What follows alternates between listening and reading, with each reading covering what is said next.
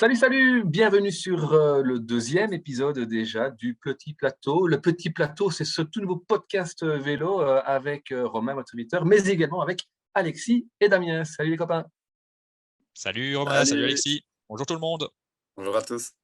Alors Alexis, de quoi va-t-on parler aujourd'hui? Alors les amis, on a parlé des nouveaux transferts, des nouveaux coureurs dans chaque équipe, mais il y a aussi évidemment comme chaque année des nouveaux pros qui arrivent, des petits jeunes. Alors je vous propose de chacun à votre tour parler de votre néo-pro marquant, peut-être celui dont vous attendez beaucoup, celui que vous suivez depuis quelques années, celui qui va faire une bonne première saison. Romain, tu peux commencer. Oui, alors moi j'ai choisi Thomas Gloag. Thomas Gloag, c'est un petit grimpeur britannique qui a signé chez Jumbo durant la saison dernière, en cours de saison. C'est quelqu'un qui vient de l'écurie Trinity Racing. Trinity Racing, c'est une des toutes grosses équipes au niveau des espoirs. En tous les cas, c'est une des équipes qui forment le mieux les coureurs. C'est l'occasion de citer peut-être aussi l'équipe Agensberman d'Axel Merckx, hein, qui a sorti Ouais. une flopée de champions d'aujourd'hui. Mais donc, pour revenir sur Gloak, c'est quelqu'un qui a gagné le Baby Giro il y a 2 ans en écrasant un concurrent, ou il y a 3 ans déjà maintenant, puisque c'est Ayuso qui l'avait gagné il y a 2 ans. C'est quelqu'un qui a pris le temps de grandir, et je pense qu'on l'a vu dans la mesure où l'année passée, il a pris part déjà à quelques courses sous le maillot de la Jumbo, et il a été très très loin d'être ridicule, puisque il va faire des top 20, top 30 dans des courses à étapes d'une semaine.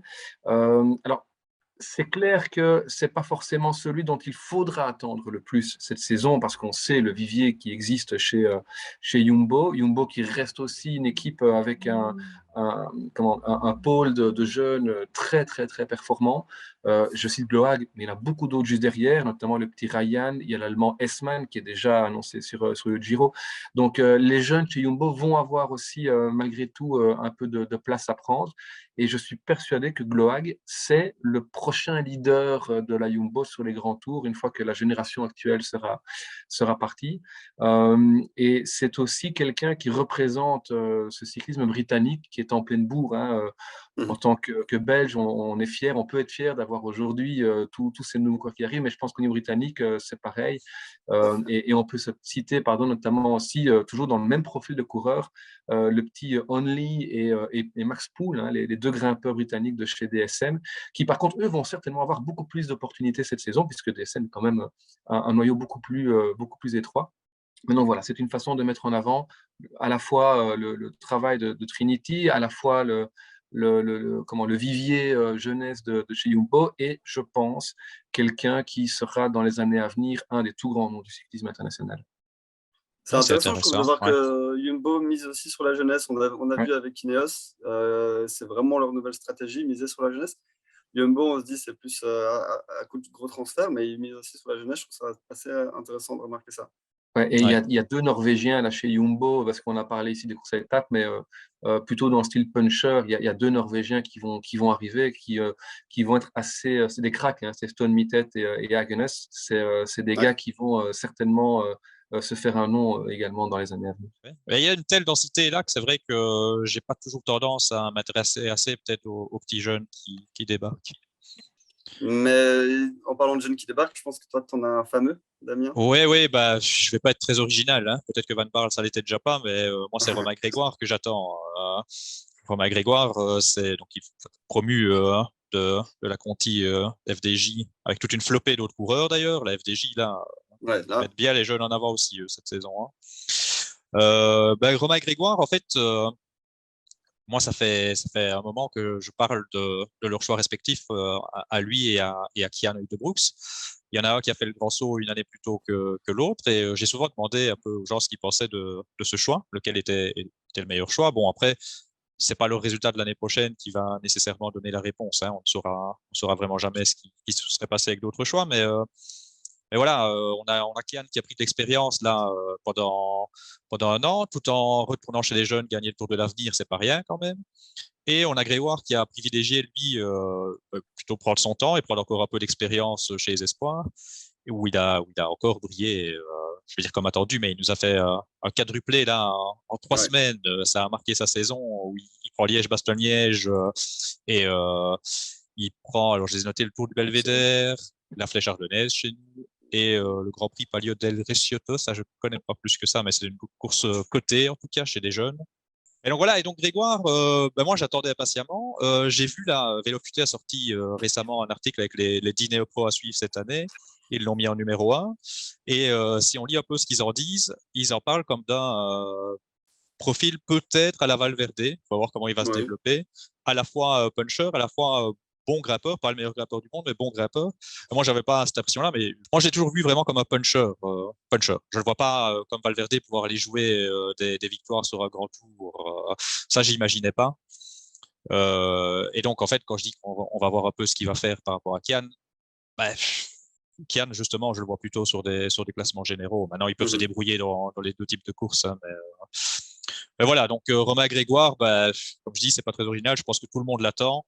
Je ne sais pas si on doit en attendre monts et merveilles dès cette saison. Hein. Alors, par rapport à ce que Romain disait de Gloac, oui, il va avoir beaucoup plus d'opportunités de se montrer. Je crois, Grégoire, hein, il aura des occasions, mais il faut être patient aussi avec les jeunes. En fait, on a tendance à perdre patience parce qu'il y en a plein qui arrivent et qui font des trucs dingues, mais on n'a pas toujours des Evenepoel, on va citer lui, hein, en tant que Belge. On n'a pas toujours des coureurs comme ça non plus. Hein. On a été Oui, trop c'est ça. habitué à voir les jeunes exploser et ce n'est pas forcément le cas tout le temps. C'est ça, parce qu'à la limite, il y en a certains qui vont être déçus de la saison de Brooks l'année passée. Mais il a fait une année d'expérience, cool d'ailleurs, hein, il n'a pas eu un programme hyper chargé et tout ça non plus. Et toi, Alexis, alors, dis-nous. Moi, c'est une bonne transition parce que j'ai choisi un rival de Romain Grégoire qui, je pense, ne va pas forcément crever l'écran cette année, mais j'ai voulu parler de lui, c'est Van Etvelt. Et en fait, moi, je l'ai pris parce que, selon moi, il symbolise parfaitement l'ambiance générale autour des grimpeurs belges actuellement. Parce qu'il faut bien se dire qu'il y a 5 ans, un gars comme lui qui passe chez les pros, ça aurait fait l'effet d'une bombe dans la presse belge. Ouais. Voilà, on a eu une traversée du désert interminable avec les grimpeurs belges, ça fait 40 ans qu'on en attend. On a tellement de grimpeurs belges aujourd'hui qu'on ne parle quasiment pas d'un gars qui a fait deuxième du Baby Giro devant Martinez, devant Grégoire, devant Henley.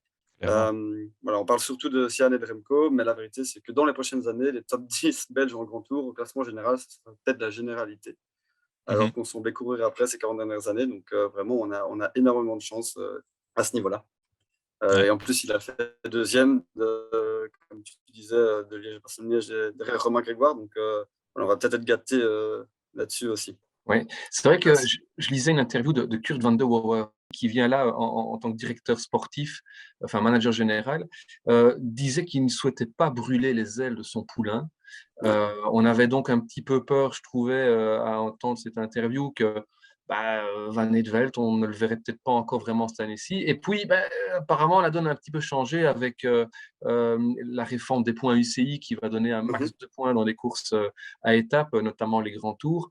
Et il me semble avoir lu quelque part que Van Etvelt était peut-être déjà pressenti pour prendre le départ de la prochaine Vuelta. Romain Grégoire aussi. Ce serait intéressant de voir ce que des gars là vont pouvoir aller faire ça.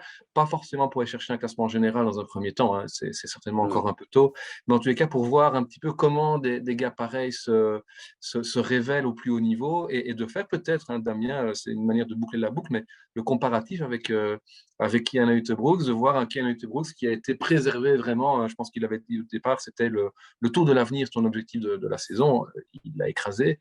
Ce sera intéressant de voir un petit peu les chemins différents et de rester dans la continuité de ce que tu disais finalement. Ce seront des matchs dans le match. Hein. Et tu parles du Tour de l'avenir, Van Etvelt était bien hein, avant. Bon, après, il restait encore beaucoup à faire. Il était 4e au général avant son abandon.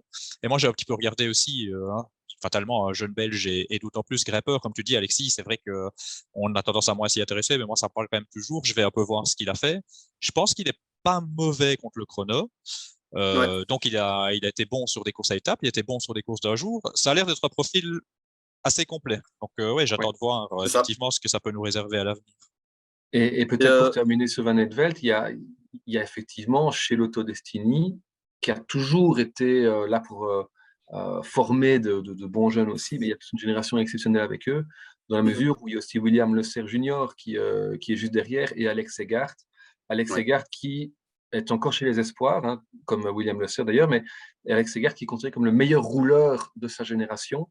Donc on risque d'avoir un des meilleurs grimpeurs et un des meilleurs rouleurs. Bon, pour l'instant, on a finalement, avec Remco, on a les deux en un. Mais donc, je pense que c'est effectivement très excitant pour le cyclisme belge et il faudra évidemment que ça se confirme, hein. On a déjà vu Oui. des espoirs qui n'ont jamais confirmé. Mais en tous les cas, il y a effectivement une renaissance du cyclisme belge en montagne, tu le disais, Alexis, qui est assez bluffante sur quelques années comme ça. On passe du C'est, rien au tout, quoi, presque. ah ouais. C'est assez impressionnant. Alors, Van Edvelt, il est pressenti pour commencer sa saison en Catalogne, Tour de Catalogne, où il y Ah aura ouais, un quand certain même. Can Uijtdebroeks, qui sera présent aussi. Et alors, intéressant, il y aura Remco Evenepoel accompagné de Jan Hirt.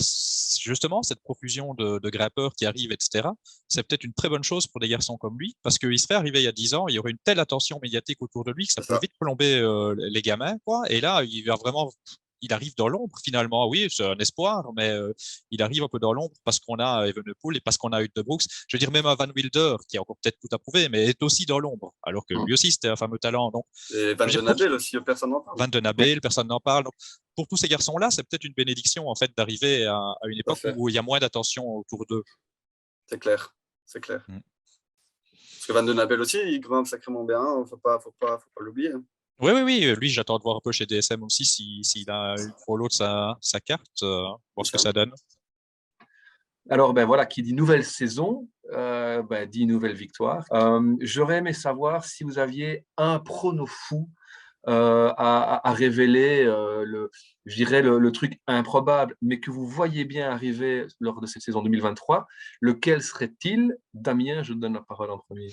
Ben moi, on va voir si les gens me suivent attentivement ou pas sur Twitter. Je pense que les gens peuvent essayer de deviner. Donc, je laisse juste 2 secondes, le temps qu'ils réfléchissent un petit peu. Et moi, je vais pas vous Je l'ai. surprendre, je crois. Ben ouais, je crois que je vais pas vous surprendre. Ça fait un moment pardon, que je rabâche la même chose. C'est le Taureau. Ouais, Arnaud Delis, j'ai toujours dit, depuis que je l'ai vu, ses débuts en pro, il a tout pour gagner Paris-Roubaix. Il a une puissance folle sur les pavés pour moi. C'est quelqu'un qui peut voler. Il a la pointe de vitesse pour régler tout le monde sur le vélodrome. Donc voilà, le profil est vraiment là. Et puisqu'on demande un prono fou, je vais dire qu'il va remporter Paris-Roubaix dès 2023. Allez. Eh ouais. Alors, avant que tout le monde s'enflamme et me dise ouais, ça va, il va pas non plus suivre Van Aert. Non, il va pas le suivre. Il va partir, il va faire une Vermeersch ou peut-être un peu plus tard de la course. Hein. En tout cas, il va faire une course d'anticipation. Et oui, il va être pris à un moment donné par les meilleurs, dont Van Aert, mais il va s'accrocher, comme Florian l'a si bien fait en 2021. Et le truc, c'est que lui, s'il s'accroche, il va gagner parce que il est déjà très rapide et parce que Wout van Aert, en petit comité, va nous réserver la spéciale Wout. Et donc, c'est Arnaud qui va faire un exploit incroyable et gagner Paris-Roubaix dès sa première participation. Et c'est une grosse cote, je pense. Fameux. Alexis? Ouais. Ce serait beau. Écoute, moi, nos deux paris peuvent s'entremêler. Alors, bon, Paris fou, ça ne veut pas dire que j'y crois, mais que c'est possible. On va encore me taper dessus, mais je vais dire 4 victoires belges en monument cette année. Détail, vas-y. Là, on veut tout Lesquels? savoir. Bon, ouais, du coup, là, Wout van Aert et Wout van Aert. Un quadruplé, ce serait fort. Triplé de Wout van Aert sur les 3 premiers monuments. D'accord. Non, c'est pas ça que je vais pronostiquer tout à l'heure, mais ça, pour moi, c'est possible. Mm-hmm. Et Remco Evenepoel en Lombardie. En Lombardie. Donc, on n'a pas Liège. Ouais. C'est Liège qui nous manquerait. D'accord. Ouais. Moi, si je peux me permettre, hein, si je devais donc partir sur ton idée, on va dire aussi, OK, 4. Moi, je mets Philipsen sur San Remo. Ouais, mais tout à fait. Hein, il fait partie. Moi, quand je dis 4, c'est pour ça que je dis pas quadruplé de Wout van Aert, je dis quadruplé belge, parce qu'il y a plusieurs possibilités partout. Ouais. Mais je vais, juste pour faire un peu original, je vais mettre Philipsen dedans. Ouais. Je vais mettre Van Aert, évidemment, quand même, sur le Rund. Moi, j'ai Delis sur Roubaix. Et on va faire 5. Hein. On va faire Remco sur Liège. Et alors là, vous n'avez pas vu venir sur la Lombardie, Dylan Teuns. Ouais. Dylan Teuns. Pourquoi pas? Dylan Teuns qui sera leader peut-être de son équipe, qui est quand même pas mal dans cet exercice-là. Alors bon, on rigole un petit peu là. Hein. Je ne mettrai pas une pièce dessus, mais voilà. Dylan Teuns sur la Lombardie. Et puis, champion du monde du chrono Remco Evenepoel, champion du monde Wout van Aert, évidemment. Tout le monde est content. Cette année. Et toi, Romain, tu veux réagir d'abord à ça et nous donner des vainqueurs belges ou tu as un prono fou? Non, J'ai un prono fou, mais sinon, pour rester 15 secondes sur les vainqueurs belges, De Ligt est annoncé au départ de San Remo. De San Remo Parfait. aussi, oui. Ça reste une course très, très, très, très longue, mais si tu bascules avec De Ligt dans un petit groupe en haut du Poggio, en même temps, si De Ligt bascule, ça veut dire qu'en théorie, Ewan bascule, que Philipsen bascule, que Van der Poel bascule. Ça Pedersen. commence à faire beaucoup, hein. Mais enfin, Eh, ce serait intéressant de voir De Ligt remporter San Remo, parce que ça, personne ne le voit venir, non, pas plus que Roubaix, hein, non, sincèrement. pas plus que Roubaix. Et c'est vrai que, pour revenir un instant sur Roubaix, tu disais De Ligt en course d'anticipation. Sachant la saison phénoménale qu'il a Ouais, je fait, sais, on le est-ce laissera que pas les partir. autres équipes le laisseraient Non, partir? Ouais. non, Non. je sais bien, j'y crois pas plus que ça. Non, je crois pas qu'on le laisserait partir. Non, mais il a le profil pour y briller. Mais bon. Ah, Sauf, par contre, sauf là, c'est s'il un part à peu. 150 bandes de l'arrivée. Ouais, S'il part dès le départ, ouais, c'est vrai. Ouais, mais est-ce qu'on le laisserait partir? Est-ce que les équipes vont pas s'organiser pour et on filtre quand même l'échappée? Hein. oui, mais si tu pars dans Arambert, tu vas te dire le mec va se suicider. Ouais. Ouais, mais voilà, cette année, c'est un peu Paris fou et c'est un peu running gag, mais plus sérieusement, j'y crois pour l'avenir. Là, pas Ouais, maintenant, mais je crois que c'est un truc possible pour l'avenir. Et si je peux encore un tout petit peu, quand tu dis s'il bascule, ben Ewan bascule et Philipsen aussi. Philipsen, là, ça par contre, c'est pas du tout au point de fou. Hein. Quand je dis Philipsen sur San Remo, j'y crois vraiment fort. Hein. Ça, je pense que c'est quelque chose. Il m'a bluffé l'année passée dans les boss. Pour moi, il a le profil idéal. Hein. ouais. Oui, Philipsen, sans Remo, moi, c'est ce que je vais pronostiquer tout à l'heure. Voilà. Ouais, ok. Ah bah ouais. Ah ben voilà, tu fais le lien. On va peut-être Voilà. enchaîner, mais Ouais, d'abord on va passer à Romain pour son Oui. chrono fou. ouais, ben moi je vois bien arriver au sommet du mur de Oui pour remporter la Flèche Wallonne. Alejandro Valverde. Je sais que ce gars a pris sa retraite, mais il y a tellement de signaux depuis des semaines qui montrent que le gars est toujours là. Je ne sais pas si vous avez eu l'occasion de voir, mais dans la communication officielle de l'équipe, il pose avec le nouveau maillot. Ben, je me suis même posé des questions. Écoute, ouais. On sait que c'est l'enfant, entre guillemets, du pays, de l'équipe, etc. Mais franchement, Valverde qui reviendrait, pas forcément pour une saison complète, mais pour aller rechercher une ou deux courses, moi, je trouve que ce serait très, très, très, très fort. Et le pire, c'est que le bougre, il a une chance. Hein. Je vais terminer par un petit truc pour montrer que ce prono n'est peut-être pas si fou que ça. Euh, Thomas de Ghent, on sait qu'il est très actif sur les réseaux, a réagi à cette photo d'Alejandro Valverde qui pose en faisant la flèche, Mhm. hein, flèche wallonne, et qui disait, en regardant le Strava de Valverde, il dit c'est évident que le mec prépare un retour. Alors, Ah on oui, sait Ah ouais. que Thomas Again, c'est du second degré en permanence oui, mais enfin. sur Twitter. Mais enfin, je trouve que ce serait assez incroyable. Je sais que ça ferait très plaisir aussi à nos amis de Vélofuté, notamment. Ça fera moins plaisir à d'autres, ça c'est sûr. Mais enfin, pour terminer là-dessus, c'est un petit peu comme, je ne sais plus qui disait ça, mais c'est le vieux tonton qui ne veut pas partir à la fin du Ouais. souper de famille et qui reste malgré tout. Ouais. Et c'est vrai que Alejandro Valverde, c'est un petit peu ça aujourd'hui. Mais Ah, tu le pari sais, est fou quand même. Hein. C'est ah ouais, si ça sympa. arrive, je crois que là, tu surpasses nos pronos à nous. Ah oui, oui. C'était déjà pas mal les notes, mais alors Valverde qui reviendrait et qui va craquer la flèche, c'est un truc qui serait absolument incroyable. Et donc, ben voilà, on vient d'évoquer effectivement le pari fou, ce qui pourrait être fantastique, mais peu réaliste évidemment. Mais par contre, dans les pronos beaucoup plus réalistes, dans vos prédictions de la saison, j'aurais aimé avoir vos avis sur ben, les 8 grandes courses de la saison, c'est-à-dire les 5 monuments, les 3 grands tours, en commençant bien évidemment par Milan-San Remo. Damien, qui vois-tu vainqueur sans argumenter? Van der Poel avec une argumentation que tout le monde aura comprise. D'accord. Alexis? Je n'argumente pas, je précise juste que je vais être joueur et je vais. Non, je n'argumente pas. Je vais être joueur, j'ai dit 4 vainqueurs belges, donc je vais mettre 4 vainqueurs belges, même si je sais que je risque de me tromper. Donc je mets Philipsen pour Milan-San Remo. Ouais. Moi, je vois Romain? Mats Pedersen sur la Via Roma. Ouais. Intéressant. Et Larsen, c'est mon second choix. Ouais. Deuxième monument de la saison, le Ronde, Tour des Flandres. Je le pense et je le souhaite, Tadej Pogacar. Oui. Entre parenthèses, vrai prono, Pogacar et sinon Wout van Aert. Eh ben, moi, je vais dire Wout van Aert. Monument suivant, Paris-Roubaix. Ben, très grosse cote donc avec Arnaud Delis, mais je vais couvrir avec Wout van Aert. prono belge Wout van Aert, vrai prono Wout van Aert. Moi, je verrais bien une surprise et je vais jouer la carte Christophe Laporte. Alors après les monuments du printemps, enfin du début de saison, on arrive dans les monuments ardennais avec la doyenne. Alors, je viens d'avoir des échanges aujourd'hui avec Vélo Futé où on évoquait, je suis un peu long, mais c'est pas un argument, hein, où on évoquait que Alaphilippe disait le run ferait peut-être l'impasse sur les Ardennaises, et on discutait. Moi, j'y crois pas.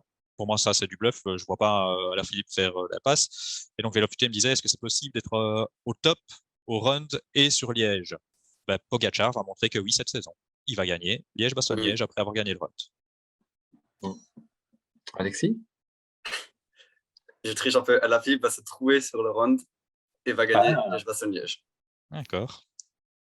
J'aime bien ce prono, mais je vais rester plutôt comme dame sur Tadej Pogacar qui pourrait remporter Liège.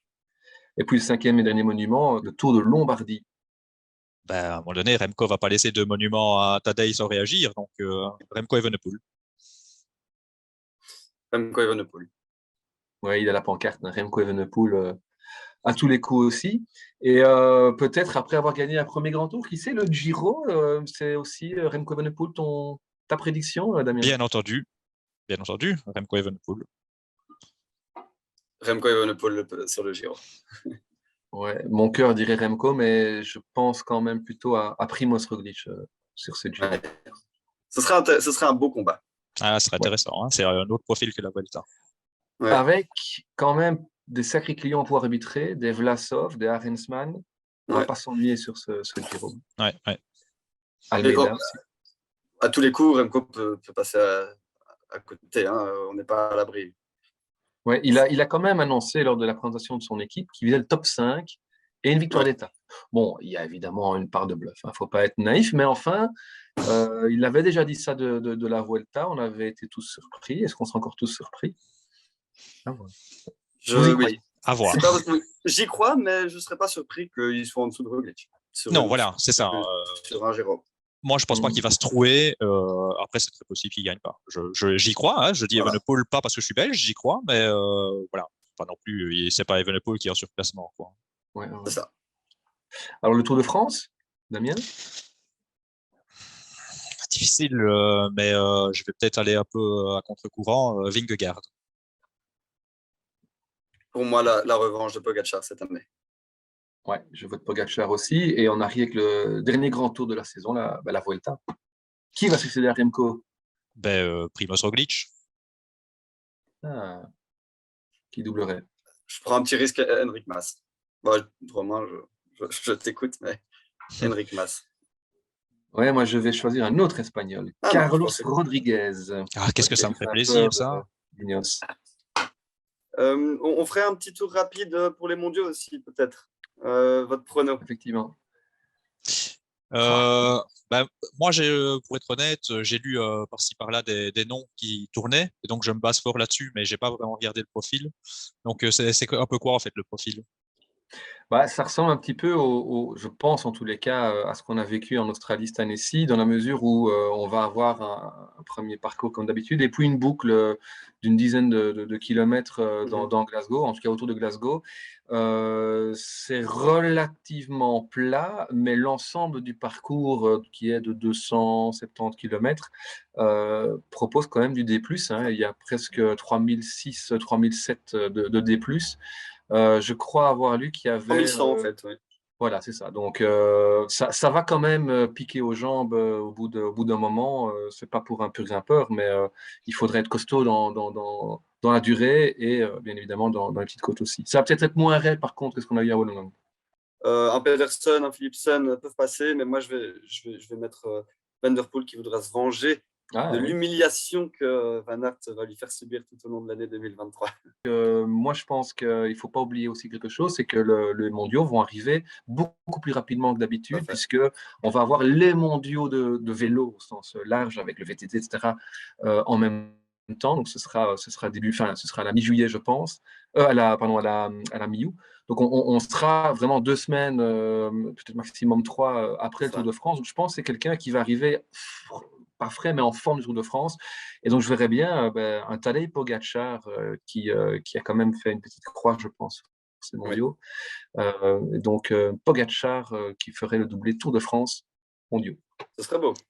Et alors, là où un gars comme Van Der Poel, mais aussi Van Aert, Alaphilippe, Mohoric et tout ça ont un avantage, c'est qu'ils peuvent vraiment construire leur préparation avec le Tour de France. Peut-être qu'un Pogačar sera fatigué de son Tour de France, là où un Van Aert peut arriver au Tour de France en n'étant pas encore à 100% et monter crescendo jusqu'au championnat du monde.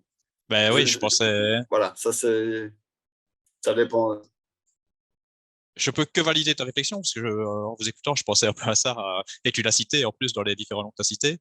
Pourquoi pas Alaphilippe alors finalement? Parce que moi j'ai lu donc on en parlait déjà, on a déjà parlé précédemment qu'il allait peut-être faire l'impasse sur les Ardennaises, mais justement en mettant le Tour de France comme objectif, pas le classement général évidemment. Et là, c'est quelqu'un qui peut vraiment vivre son tour en préparation, si on peut dire ainsi, des mondiaux. Et bon, c'est les mondiaux, c'est Alaphilippe.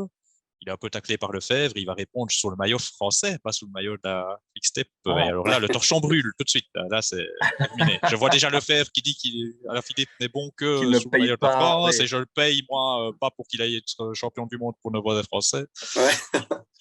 Donc ouais, Alaphilippe, allez. Ben oui, c'est vrai qu'Alaphilippe, ce serait beau. Peut-être que c'est d'ailleurs ce que certains de vous qui nous écoutez, qui nous suivez, pensez. N'hésitez pas en tous les cas à commenter cette idée d'Alaphilippe ou plus généralement vos prédictions pour ces grandes courses de la saison. Vous le mettez en commentaire ici juste en dessous, que ce soit sur Twitter ou ailleurs, vous pouvez nous voir. On se fera un plaisir de voir ça.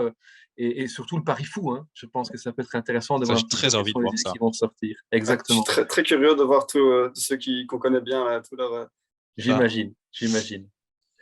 Ben voilà, en tout cas, merci beaucoup les amis de nous avoir suivis. On espère que vous avez pris du plaisir à nous écouter comme nous, on en a eu à évoquer la saison 2023 en préparation. En tous les cas, on se retrouve assez rapidement sur le petit plateau avec Damien, Alexis et avec, pourquoi pas, plein d'autres amis en commentaire ou, pourquoi pas, sur notre podcast. À bientôt. À bientôt, merci beaucoup. À bientôt, merci.